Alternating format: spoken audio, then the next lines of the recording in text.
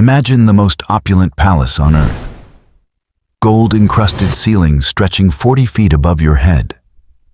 Marble floors so polished you can see your reflection in them. Gardens so perfectly manicured they look painted. Now imagine that same palace reeking, absolutely reeking, of human waste. Because here is the truth that tour guides at Versailles will never tell you.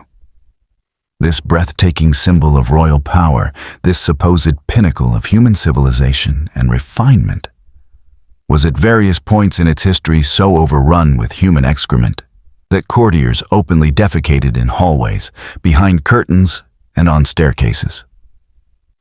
Not because they were savages, but because nobody had planned for 10,000 people to live inside one building without adequate toilets. Welcome to the real Versailles. And trust me, it's nothing like the postcards.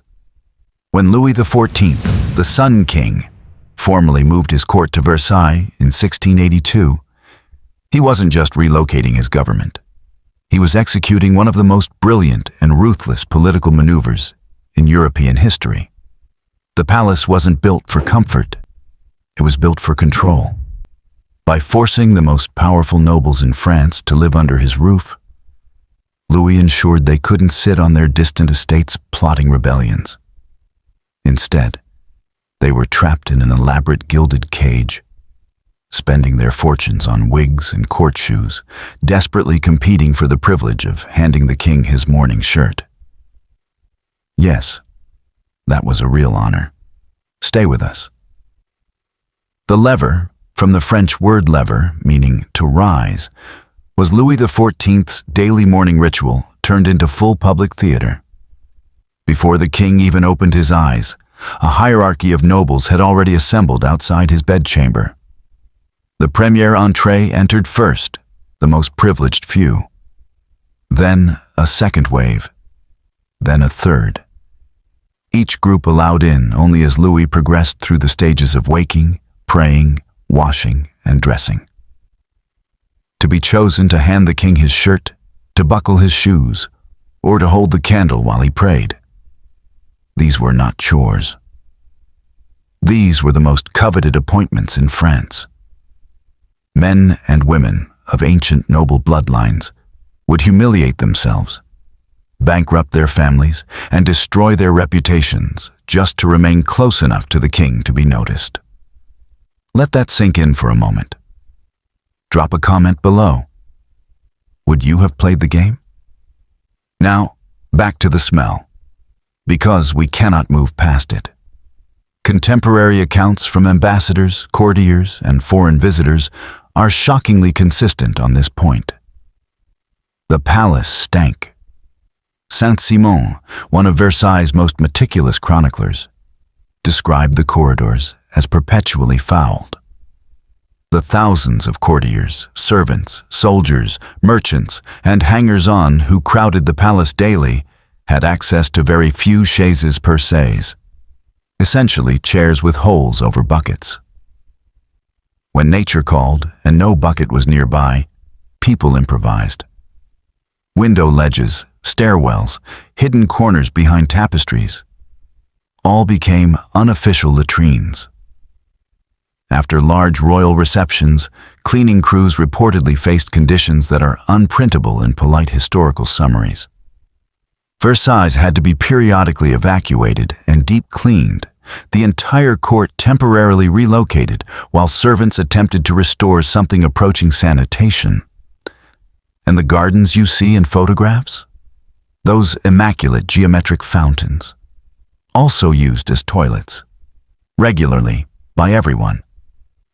Personal hygiene inside the palace was a concept so foreign to our modern understanding that it requires complete mental reconstruction.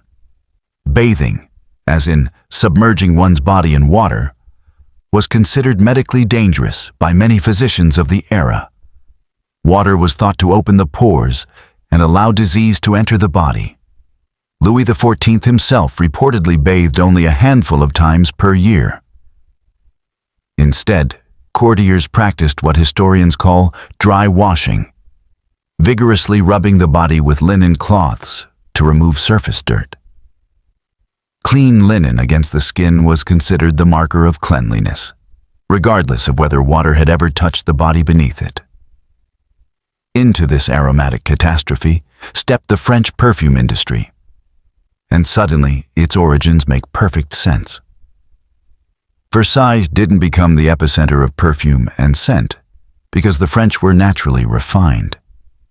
It became the epicenter because the French were desperately, urgently trying to survive being in the same room as each other.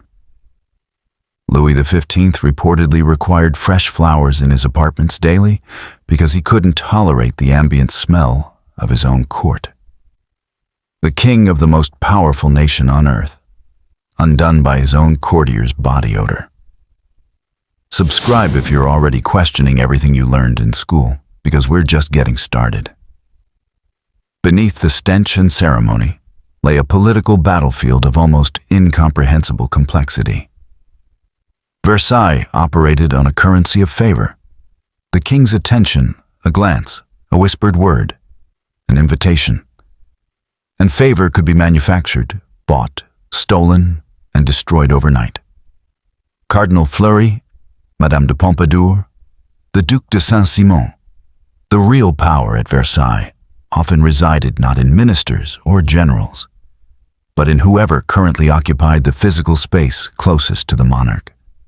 Louis XV's mistresses, particularly Madame de Pompadour, wielded influence over foreign policy, military appointments, and artistic commissions that rivaled any elected government in Europe.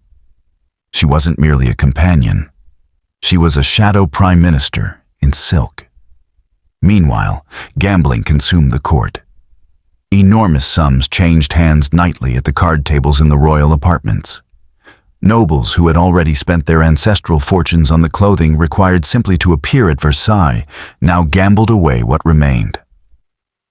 Louis XIV's own brother reportedly lost staggering amounts at cards with complete regularity. And the king said nothing. Because gambling kept his nobles occupied, distracted, and financially dependent. Poverty among the aristocracy, hiding behind powdered wigs and diamond shoe buckles, was shockingly common.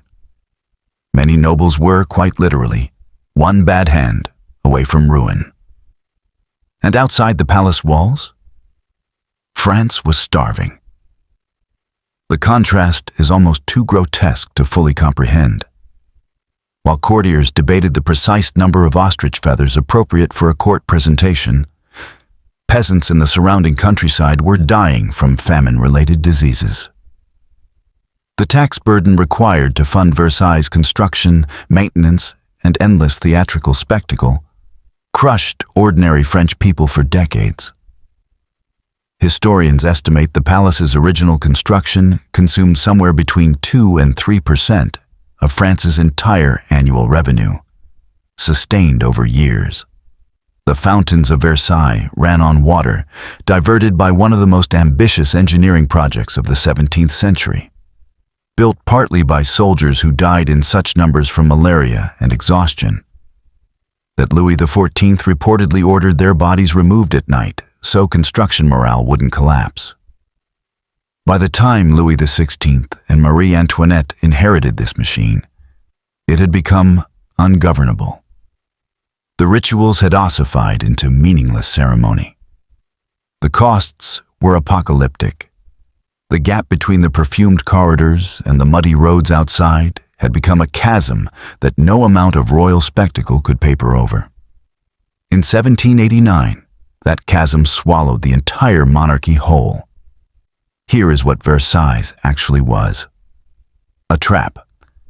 A beautiful, golden, meticulously engineered trap that first ensnared the French nobility, then bankrupted the French state, then destroyed the French monarchy, all while convincing the entire world it was the greatest symbol of human achievement ever constructed.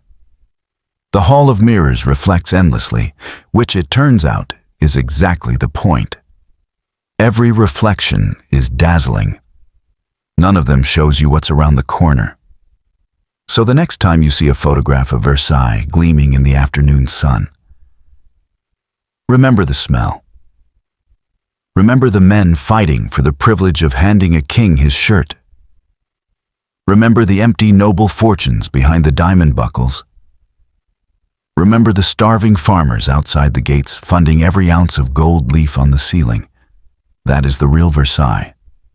More fascinating, more horrifying, and infinitely more human than the myth. What shocked you most? Drop it in the comments. And if history this raw is what you're looking for, you already know what to do. I hope you enjoyed the video. Don't forget to subscribe for more.